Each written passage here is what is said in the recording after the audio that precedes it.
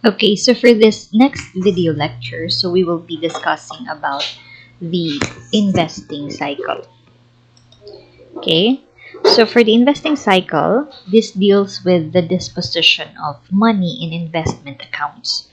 So these capital accounts are used, or these capital funds, are used for operations or temporarily invested until needed for operations. Meaning to say, those cash which are placed in the investments are the idle cash of the entity which is not currently used for business operations. So that's why to avoid any theft or misuse of this cash, so it is better that the entity will place it in an investment account so as to earn additional income. So the activities under this cycle includes the following. Most likely these are related to investment. Okay, the acquisition, disposal, valuation, custody, and recording of investments in debt or in equity instruments. So basically, the entity can invest in bonds. Okay, in this case, they are the lender. Okay, so they will be expecting payment of uh, the principal amount plus the interest, as well as the equity. Okay, in which case they serve also as an investor. Okay, and becomes the shareholder of a particular business entity. Okay, or other uh, financial instruments. Okay, so for those activities mentioned, so we will also discuss for its respective control procedures. Okay, so the first is for the control procedures for the investments. Okay, so here are the following policies and procedures that may be applied. First, there should be segregation of investment approval, accounting, and custody. So this is the common and the basic principle in internal control, segregation of duties, especially that in this case we are talking about investments. Okay, so another policy or procedure that may be applied is all investment transactions should be authorized by the board of directors, or if there are investment committee, then they should decide or approve for such transaction to proceed. Because in this case, investment also requires a huge amount of capital or fund, and investments are uh, of high risk for loss. Okay, but of course they will expect higher return, okay, in that case probably. And also, most investment transactions are online, so anyone who handles cash or this transaction can anytime buy or sell through a broker or an intermediary. So that's why before a transaction for investment should take place, it should first be approved or authorized by the higher management. Okay, another is a list of authorized investments should also be prepared. Okay, of course, this is to identify also the existence of the investment and the claims of the entity over the investments. Another is securities should also be registered in the name of the company and not on anyone or any employees who are handling such transaction. Okay, so that the claims over the investment will flow or will be taken by the company or the entity.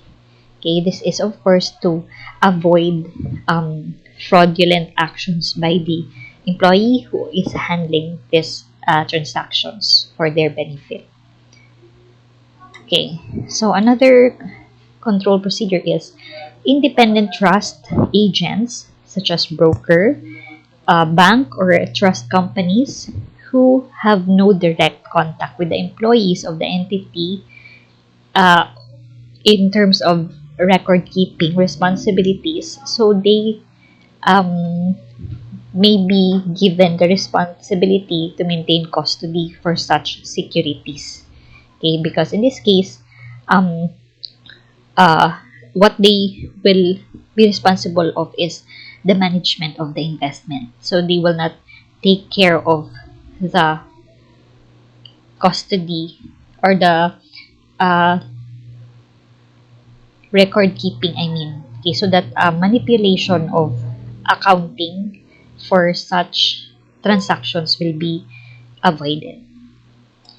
Okay, another is when independent trust agents are not employed. The entity may appoint two responsible company officials, usually the treasurer and another company official. Okay, they should have joint control of the marketable securities, which are kept in a bank safe deposit.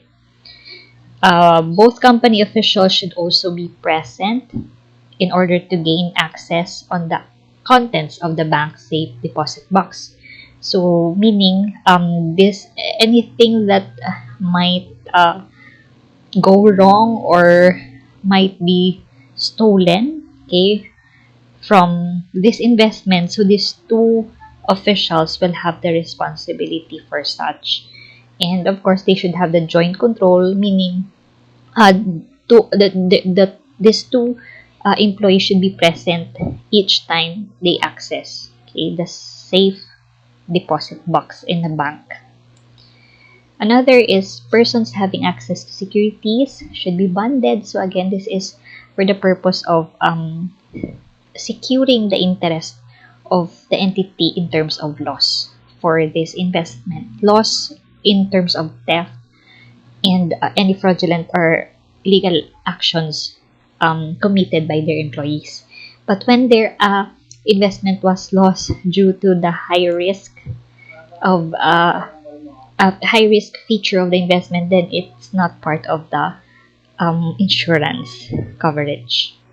Okay, another is a record of visits to the bank safe deposit should also be maintained to determine how many times these officials um, have taken access of such uh, uh, investment, okay, and the time or the purpose of their visit or access as well.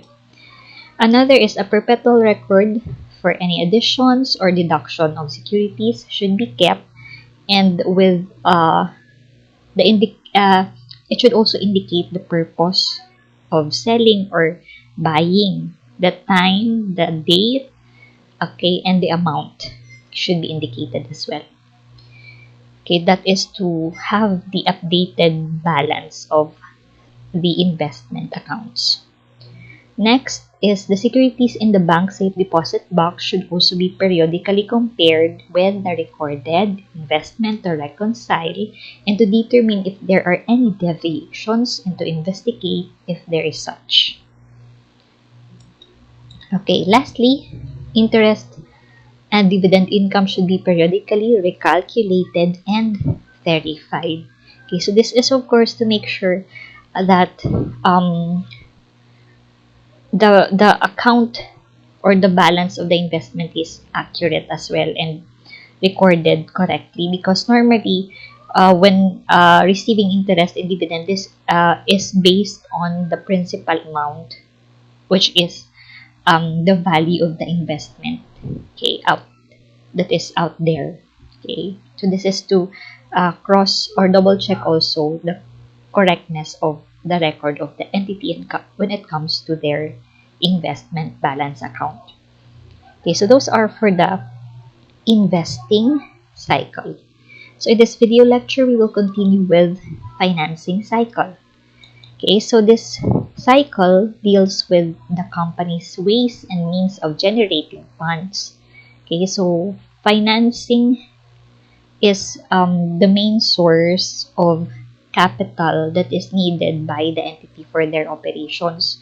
So as mentioned before, I think in our previous video lectures, there are two main sources of financing, that is through the long-term liability and issuance of shares or equity. Okay, so in this cycle, capital funds are received, okay, from shareholders. So this is the issuance of shares in equity, and the creditors is in the form of the long-term liability.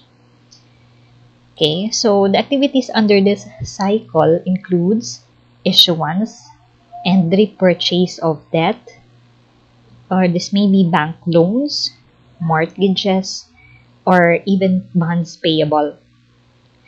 And another source is, or activity is, the share capital and payment of interest and dividends related to it. Okay, so for each of these activities, we will also discuss the corresponding control procedures for them. Okay, so for the debt and equity control procedures, okay, so we have the following. Okay, these are the policies and procedures that may be applied. All debt and equity transactions should be properly authorized.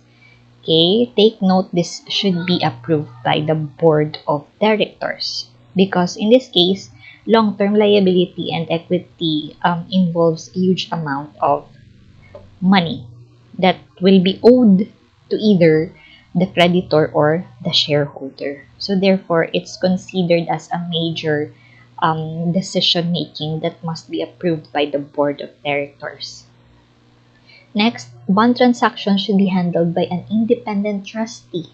Okay, so this is done for the purpose also of protecting the interest of the investors. That is to make sure that these transactions go through a legal process and with the participation of a trusted financial institution as a trustee. Okay. Another is to have the schedule of interest and loan payment due dates. So this should be prepared. So the entity should also prepare the amortization, okay, of their loan and interest. Okay. Another is all retired debt instruments should be cancelled.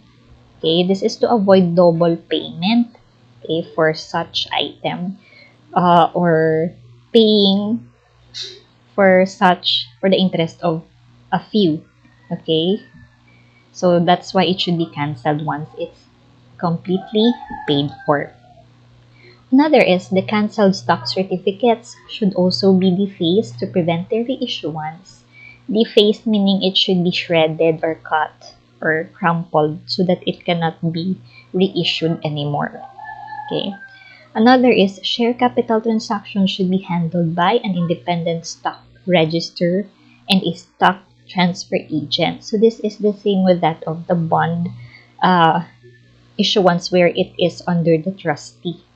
Okay, so again, this is performed by an independent outside party. Okay, to make sure that this go through the proper process and to protect also the interest of the shareholders, because the entity may not manipulate it. Okay. Another is unissued bonds, notes, and stock certificates should be consecutively numbered and controlled by an official that is also independent of recording. So again, segregation of duties to avoid manipulation. Okay, another policy is policy for obtaining capital funds should be established. Okay, so what are the sources of the capital funds needed? What are the qualifications? How much should be owed? Interest that must be paid for, and so on. Okay, so this must be established and written. Okay, in case of approval as well, this will serve as the basis.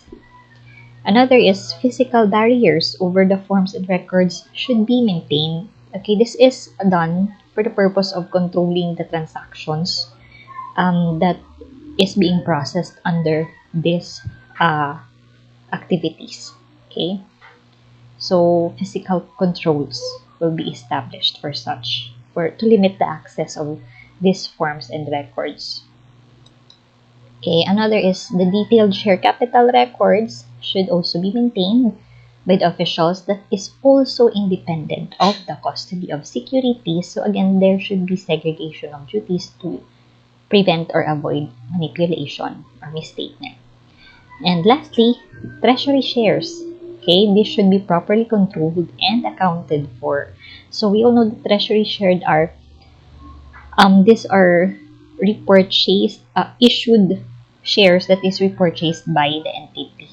Okay, so this should be properly controlled and accounted for to prevent misstatement or to prevent manipulation of records and um, the to make sure that it is correctly measured and to determine also if that is acceptable, okay, or not. So those are different control procedures for the debt and equity cycle, for debt and equity activities under the financing cycle.